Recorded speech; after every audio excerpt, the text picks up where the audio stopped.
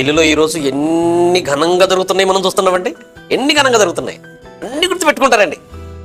ఏ డ్రెస్సులు వేసారో, ఎంత ఎంత డెకరేషన్ చేశారో, ఎంత అలంకరించారో, ఎంతమంది ఇచ్చారో, ఎవరెవరు ఏం చేసి ఏ గిఫ్ట్లు ఇచ్చారో. ఏమంటే పెళ్లికి సంబంధించిన ప్రోగ్రామ్ అంతా షూట్ చేస్తారు, తర్వాత క్యాసెట్ వేసుకొని చూసుకుంటారు మా పెళ్లి ఎంత ఘనంగా జరిగింది, ఎంత గ్రాండ్గా జరిగిందని. ఏమంటే పెళ్లిలో గుర్తుపెట్టుకోవాల్సినవి ఇవి కాదండి.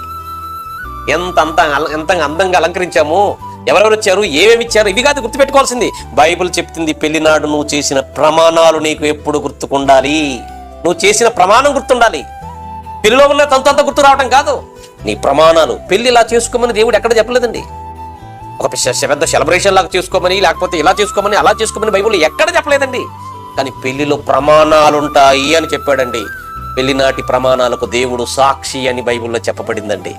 ప్రమాణాలు గుర్తుండాలండి. ఏం గుర్తున్నా, ఏం గుర్తుకు లేకపోయినా ప్రమాణాలు చావు వరకు గుర్తుండాలండి. అది మనం గుర్తుపెట్టుకోకపోతే పెళ్లి ఆంతర్యం పక్కకి వెళ్ళిపోతుందండి.